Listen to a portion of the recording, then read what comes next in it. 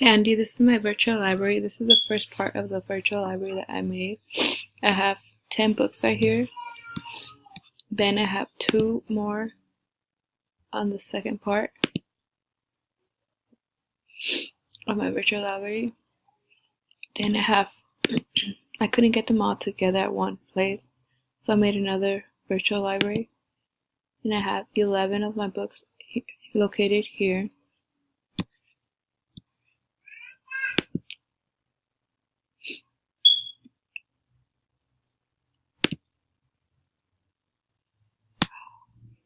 Here's the other one, and then I made a third virtual library which has the other last 3 books.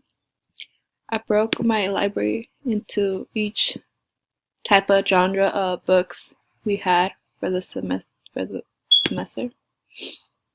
is the first for the realistic fiction, fantasy, historical fiction. This is for the historical fiction, informational biography, literature representation of populations, poetry,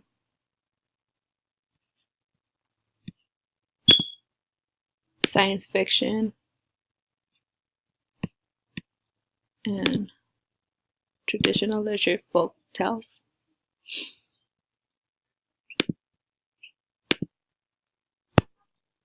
The thing I got out of this project was that it is really difficult to choose the correct books when there's so many books out there for children.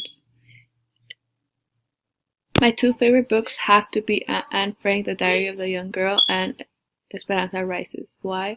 Because these 2 books talk about important events or historical stuff that happened during the period of time. My least favorite book has to be The Habit or There and Back Again, because it's not because it's not a good book. It just took me a really long time to finish this book. I would use would be for my class, for my future students, would be if they're from K to like 1st grade, I would use a Chica Chica Boom Boom to read to them, show them about the alphabet and the rhythm. Another book would be Esperanza Rising. I would use this for like if it was like a 3rd to like 5th classroom. The reason why I think this is such a good book because I read it, I got introduced to it, but where I work at, the students, I work in elementary school, and the students were all reading this book and they were telling me how good they were, and I was like, I had to read it, so I read it, and it is this amazing book. It talks about how the Mexican Revolution and how this girl she basically was like rich, and then her father died, and then she had her uncles took over the whole thing of their wealth. They basically left her and her mom with nothing, and then they had to come when it was the Great Depression in California, and they had to like go work through the camp labors.